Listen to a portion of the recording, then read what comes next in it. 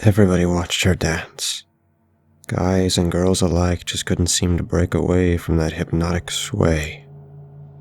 The girl had just walked into the bar, gone straight to the middle of the room and started dancing.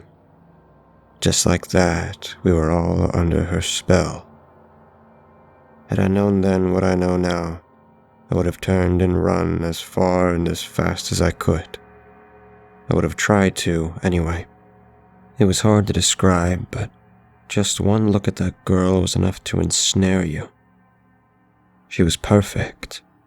Waist-length red hair, milky skin, and eyes that burned into your soul. The first guy plucked up the courage to try his luck. He was without doubt the best-looking man in the room. He knew it, too.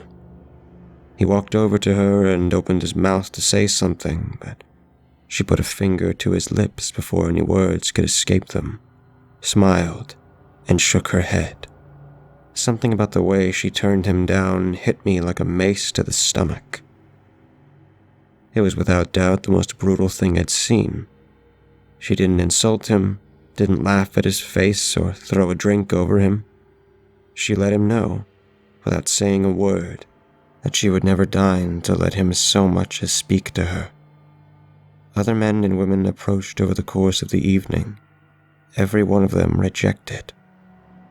They were lucky. I never thought I'd stand a chance. After seeing the people she'd already turned away, what hope did a chubby, short, 19-year-old geek have? Better to preserve what dignity I had and sip my drink alone. When she pointed at me and beckoned for me to join her, I felt as though I were in a dream. I have to admit that, despite being sat in the corner of the room, I actually looked behind me to see if she was looking at somebody else. No, she wanted me. I froze. There wasn't enough alcohol in the world to give me the courage to dance with her. She laughed and danced her way over to me. A moment later, she took my head in her hands and kissed me full on the lips. That kiss, it was like nothing I'd ever experienced. Better than sex, it sent hellfire coursing through my brain to set every nerve ending ablaze.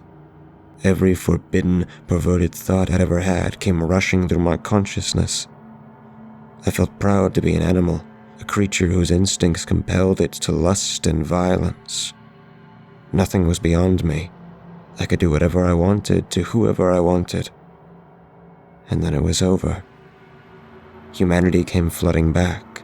The reality of social norms, ethics, and morality reasserted themselves, and I remembered who I was. I was a chubby, short, 19-year-old geek who had no business thinking and feeling the way I had. That wasn't who I was. You bet it was who I wanted to be, though. Deep down, in that place where sense gives way to desire, that was what I wanted. I think she could sense that. I think that's why she picked me. "It's a rush, isn't it?" she said. "Getting a taste of the beast within is always a rush." I stammered something incomprehensible. My head was still reeling from the kiss. She smiled, and I, like a rat, staring into the eyes of a viper. "Give me your number." Sure," I managed. "Do you want me to text you? Do you have your phone with you? I could write it down if you prefer. Do you have a pen?" She held up a hand before I could continue rambling. "Just tell me your phone number. I have an excellent memory." I did as I was told. "I'll see you again." And with that, she left. I spent the next 3 days in agony. I couldn't get that kiss out of my mind. The way I'd felt left me ashamed and aroused in equal measure. I spent every waking moment replaying the scenario in my head, trying to get another taste of how it had awakened some primal creature within me. Every night, I dreamt of that girl. She had my number, but hadn't given me hers. Looking back on it, it's amazing just how much power that gives you over a person. Would she call back? Would I ever see her again? Was it all just a cruel prank? When she finally did call, my phone didn't display her number. I recognized her voice instantly, though. Her words like poison dripping into honey. "Meet me at the bank in an hour." I didn't even have time to ask which bank she meant. The powerlessness of my situation began to dawn on me. I couldn't just refuse to go. I might never have the chance for another kiss. She had me well and truly dangling on her hook. In the end, I set off for the closest bank to my house. Sure enough, she appeared exactly 1 hour after she had hung up the phone. I realize how this sounds now that I'm writing it down. I'm sure some of you are thinking, "Fuck that, I'd run." That's exactly what I should have done. I couldn't do it, though. All it took was one kiss to make me an addict. "Hi," I said as I approached. "I've been thinking about you a lot. I wonder if maybe you want to get a coffee or something." "I don't drink coffee." "Oh, okay, maybe a bite to eat." "No thanks. How much do you have in your savings?" I blinked. Not much. A couple $100. "Perfect.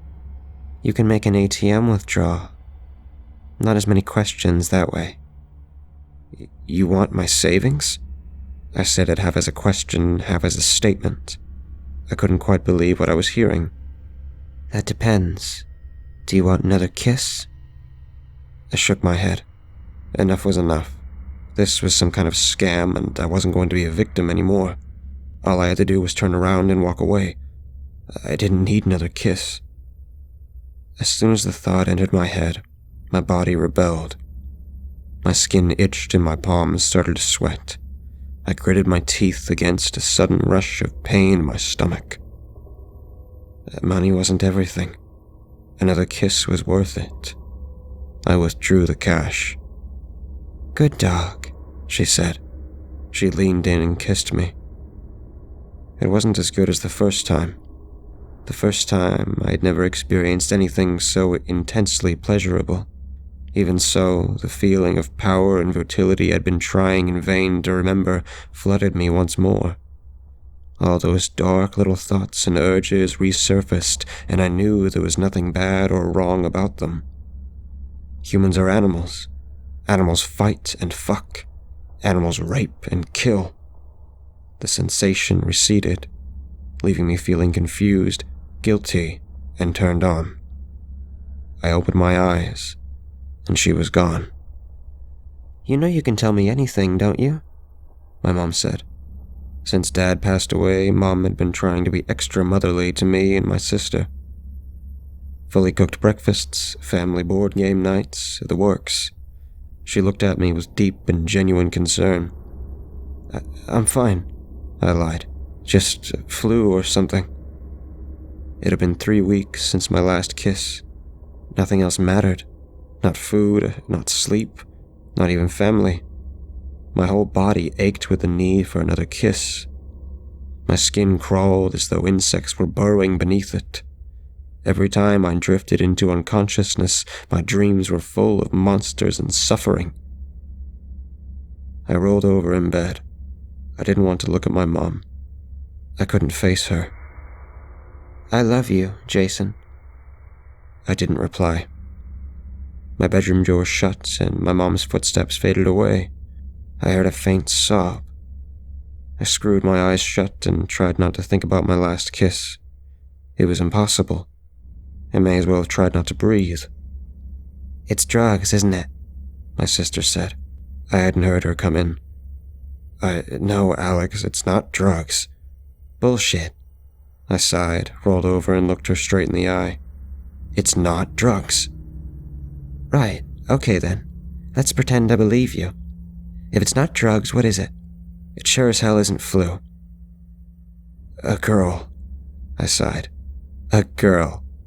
Jason, you're a mess. You don't eat, you don't talk, you just sit in your room and lie on your bed.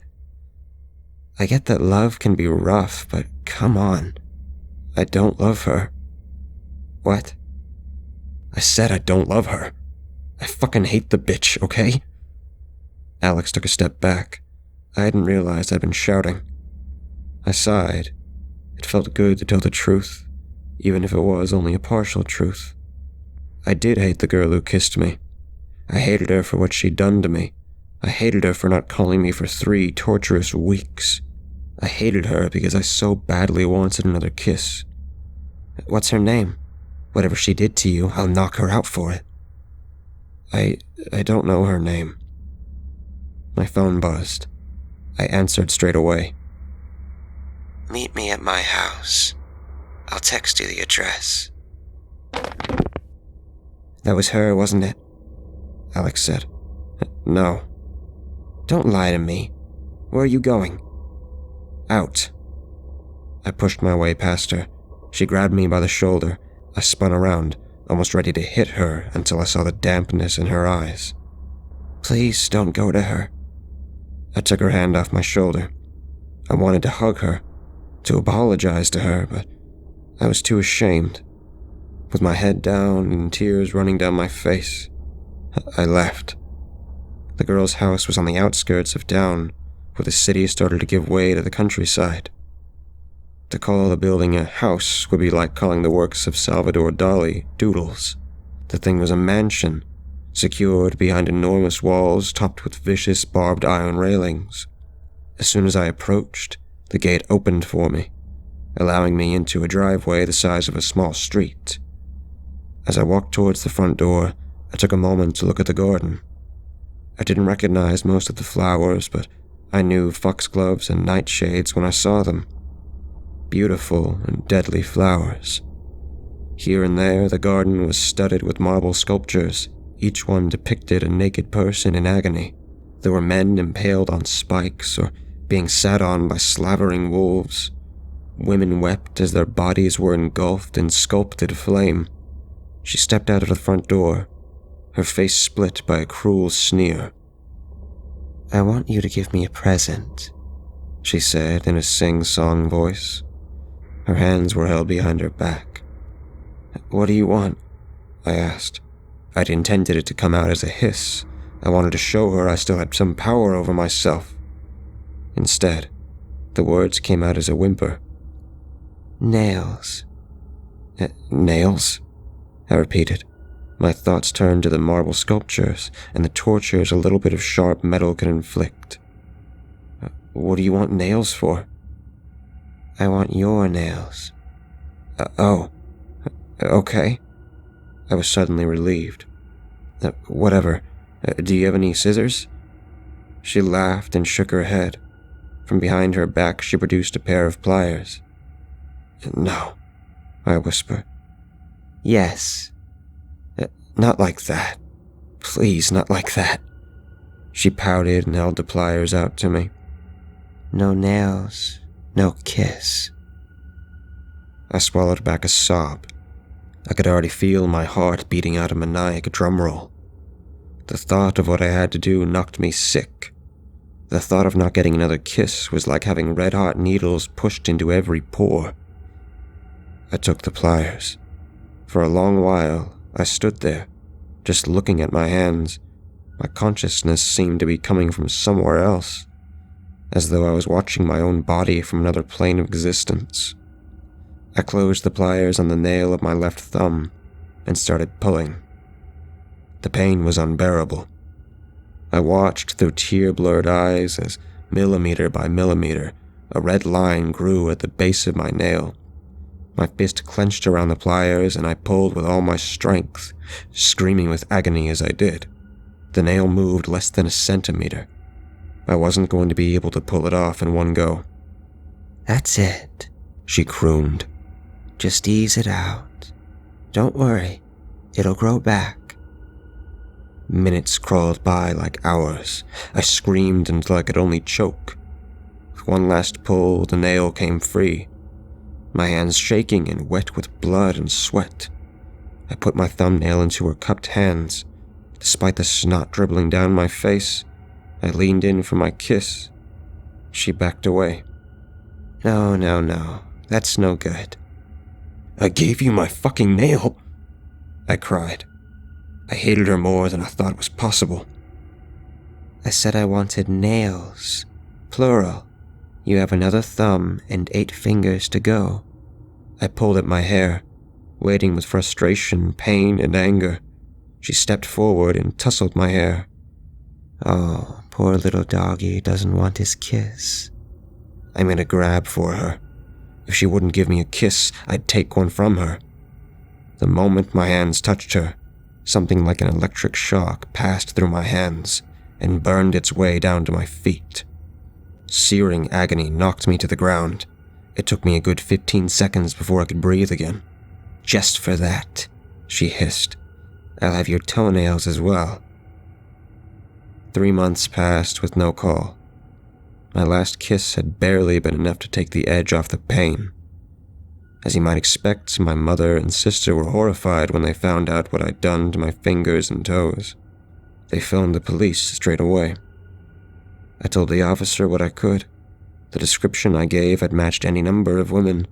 My phone had no sign of any strangers calling or texting. The address I told them about revealed nothing but empty fields. None of that came as a surprise to me. I was pretty sure I'd gone way beyond the point where I could be shocked. Whoever the girl who kissed me was, I was certain she wasn't truly human. My drug test came back negative, eliminating my family's theory that I'd started taking heroin or something. With the negative drug tests, the police quickly lost interest. They saw no reason to suspect I was being abused by my family and passed me over to the care of a psychiatrist. Telling the truth didn't make me feel any better, especially since nobody believed me. My sister figured I'd been rejected by a girl and had a breakdown. My psychiatrist was certain that my so-called succubus was entirely a creation of a disturbed mind. He theorized the red-headed girl was a projection of deep-seated sadomasochistic fantasies. I was too preoccupied with my own suffering to pay much attention to the people around me. I shambled through life like a zombie. The physical effects of kiss withdrawal were crippling. My skin itched and burned. It felt like it was being bitten from within by an army of fire ants. Until my nails grew back, I'd resorted to scratching myself with a fork, leaving bloody trails down my arms and chest. My nightmares started to spill over into my waking life. Here and there, I'd see something scuttling on the edge of vision. Shadowy figures loomed over my bed, reaching out with taloned hands to torment me. I saw maggots in my food and centipedes in my drink. Life had become hell on earth. Then she came back. The knocking woke me in the middle of the night. Somebody was pounding on the front door with the force of a battering ram. Mom, the door, I said, still drowsy from my fitful sleep. Mom, Alex, could you see who's there, please? I swore and stumbled out of bed. I didn't hear any movement from my family, so I slipped on some clothes and went downstairs. I opened the door just as another set of knocks strong enough to crack the wood, started. A huge man in a suit stood in the doorway. He had the look of a bouncer or archetypal hired goon. She wants to see you, he said, in a voice too gentle for his appearance. I said nothing and looked past him. A black limousine was parked in front of my house, its windows tinted to stop anybody looking inside. I took a step back. Mom? I shouted. Panic started to overwhelm me. Alex? She has them, the man said. He sounded sympathetic. I'm taking you to see them. How? Where? I stammered, my mind struggling to put together a logical explanation for how my family could be kidnapped without me noticing. I gave in. Logic didn't apply to that demon. Come on, it's time to go. The man put a hand on my shoulder and led me towards the car. Partway there, when I'd managed to recover my senses a little, I asked him a question that had plagued me almost as much as my addiction. Who is she? She's the worst thing that ever happened to me, the man said. He fought back a sob and squeezed my shoulder in an almost fatherly way. Just don't make her angry. Whatever you do, don't make her angry. He opened the back door of the limousine and waited for me to get in before heading over to the driver's seat. She was inside, clad in fur and diamonds like some sort of celebrity. She smiled and pushed a glass of wine into my hand. I didn't drink it. "Let's talk business," she said, as the limo started to move. "I don't want another kiss. I want my family." "Nobody wants another kiss. Not when they think it through rationally, at least. No, this is about craving. You don't want a kiss. You crave it. Deep down, I think you'd do anything for another kiss." "Where's my family?" "They're safe. Not exactly comfortable, but they haven't come to any harm." I relaxed a little. Some instinct told me that whatever she was, she couldn't lie. More precisely, whatever she said just had to be. "You're a demon, aren't you? You're a succubus," she smirked. "Poor little doggy. I'm more than a demon. I'm the monster of demons. Consort of the accuser. Queen bitch." "So, you want my soul?" I felt my mouth go dry as I said the words. It was like waking up to find out that the monster from your nightmare was stood by your bed. "Clever boy. In return, I'll kiss you once a week, every week. After 3 long months of withdrawal, that has to be at least a little tempting, She was right about that. A kiss every week. I'd already been through hell. My soul couldn't be worth much. What was damnation compared with a kiss every week? "All right, deal." "Good dog," she purred. "So, what do I do? Shake hands? Sign my name in blood?" "No, that won't cut it," she said. There was a delight in her voice that made my blood run cold. "You can't just give away your soul. You have to do something to lose it." I felt the limousine slow to a stop. The big man stepped out and opened the door for us. She stepped out first and offered me her hand. I took it. We walked across soft, damp grass towards a structure resembling a concrete garden shed. My heart threatened to break through my ribs as we got closer. I knew my family was inside. I knew she wanted me to hurt them. She opened the door. My mother and sister were bound to metal chairs. They'd been gagged, and tears streaked their faces. When they saw me, they tried to scream their pleas. My heart broke at the sight of them. Something cold and heavy was pressed into my hand. I looked down at the gun and started to weep. I can't," I said, turning towards the red-haired girl.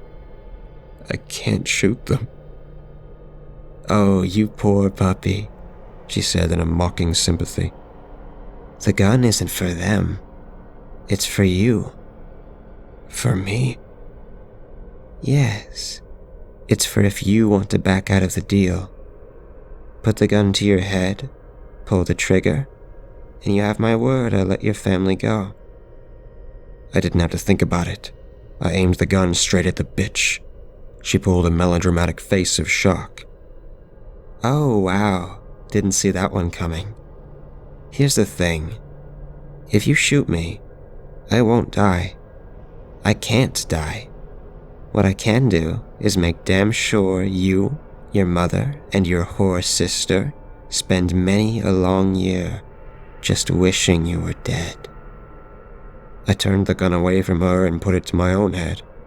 My hands trembled and I heard my mother wail. "Very noble. Sacrifice yourself to save your family. Better than just walking away and facing a life with no more kisses, right?"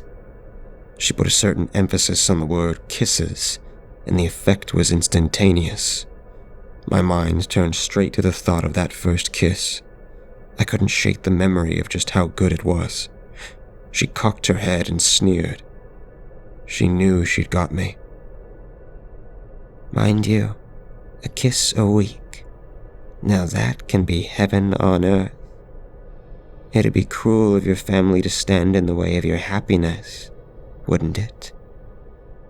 I sobbed with frustration and shame as I turned the gun towards my mother. I couldn't look her in the eyes. I tried to ignore her muffled screams as I pulled the trigger.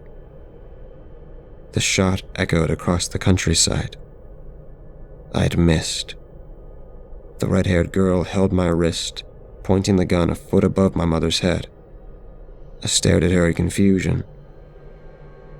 I told you the gun isn't for them, she hissed. She pried it out of my fingers and dropped it on the floor. I'm sorry. I'm sorry to all of you. I turned around at the sound of the big man's voice. I looked down at what he was holding and my heart sank. My family screamed. No, I whispered. Anything but that. If you want your kisses, this is how I want you to surrender your soul. Please just let me use the gun.